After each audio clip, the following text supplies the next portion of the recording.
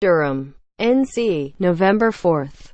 Marvin Bagley, number 35 of the Duke Blue Devils, concentrates at the free throw line against the Bowie State Bulldogs at Cameron Indoor Stadium on November 4, 2017 in Durham, North Carolina. Photo by Lance King. Getty Images.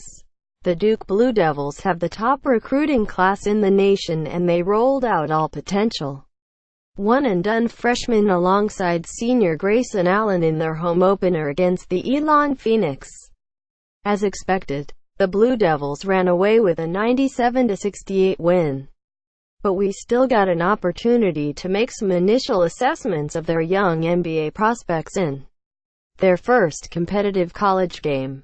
Marvin Bagley 3. PFC. Marvin Bagley was the most impressive player on the floor in Duke's opener, which is saying something considering senior Grayson Allen could put together a National Player of the Year campaign this season. The 6'11" big man finished with a double-double on 12 of 18 shooting. Bagley displayed impressive athleticism. See the dunk below for an example, with a quick second jump and the ability to elevate in traffic that, combined with an always-running motor, should allow him to be a productive college player as he develops his overall skill level. For example, he was consistently active on the boards at both ends of the floor and finished with 10 rebounds. Bagley also collected a Duke freshman record 25 points as he scored in a variety of ways. There were certainly plenty of baskets created by others, but Bagley showed off a nice left-handed hook in the post and was active on the offensive glass. On the block, he's a quick mover, which can be a challenge for defenders if they're not ready. It also allows Bagley to beat double teams before they arrive. If there's a criticism of his play in the post, it's this: Bagley goes to his left hand on nearly every shot attempt, even transitioning back to it on one play after turning over his left shoulder. Bagley is clearly still developing his perimeter offense. He wasn't able to attack off of face-ups from the three-point line in this one, despite occasionally being presented with those opportunities. His jumper also wasn't falling. Bagley finished 0 for 2 from behind the arc and hit just one of his 4 free throw attempts.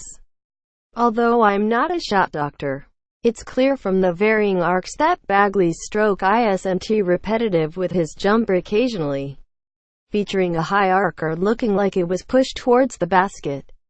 Going forward, it'll be interesting to track how head coach Mike Krzyzewski uses Bagley on offense. Krzyzewski has a history of letting his best players go to work in isolation against mismatches. And if Bagley develops his perimeter game, we could see some more of that as the season rolls on. There were a few hints those plays will be coming.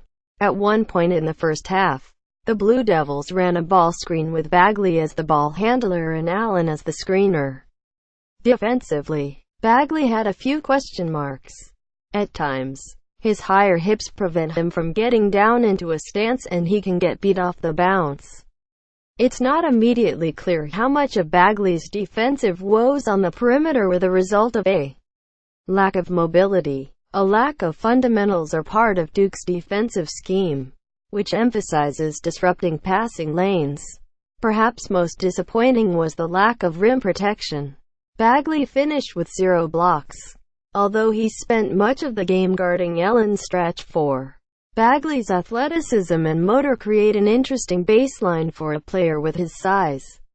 Whether or not he can challenge Real Madrid's Luka Doncic for the No. 1 pick, though, will hinge on his skill development over the course of this season. Trevin Duval, PG. Trevin Duval delivered as advertised.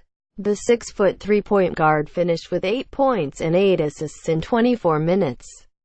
Duval was clearly in facilitation mode as he took just 7 field goal attempts and didn't get to the foul line. Most notably, Duval showed off the ability to use his quickness to get into the teeth of the defense and find open teammates. He's an excellent ball handler in tight spaces in large part because he can get his shoulders lower than his defender and beat them off the bounce.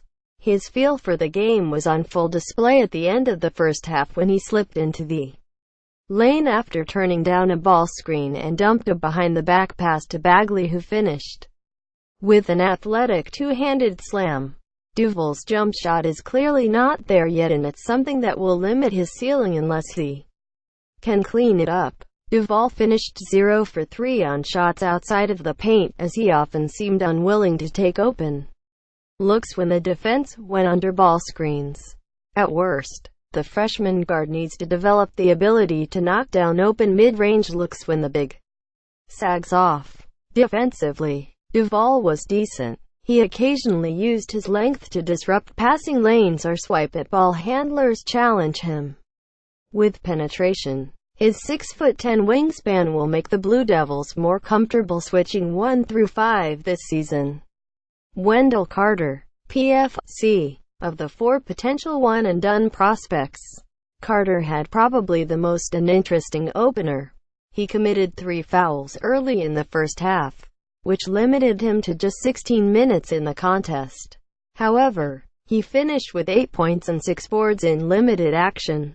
Carter often looked like he was trying to figure out where he fits in offensively, as he was probably the player most affected by the team's decision to play with 2 more traditional bigs. Carter has the potential to be potent post-scorer, but without much room to operate, it's difficult. The 6'10" big man may ultimately be at his best on this roster as a garbage man around the rim, cleaning up misses and finishing with powerful dunks like this one.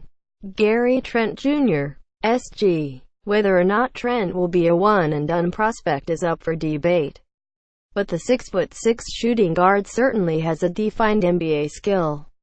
He finished with 17 points on 6 of 11 shooting from the field while knocking down 4 of his 5 three-point attempts. Trent didn't do a ton of shooting on the move, as most of his looks came on spot-up catch-and-shoot opportunities. Still, he showed deep range on his jumper, at one point hitting from well behind the arc in the second half. Trent did display some other interesting skills. He grabbed 6 rebounds, regularly crashing down from the perimeter to clean up the defensive boards. In particular, Trent also occasionally got involved as the ball handler at pick and roll, where he showed an ability to make simple reads to the corners. His ability to score out of those sets remains a question mark.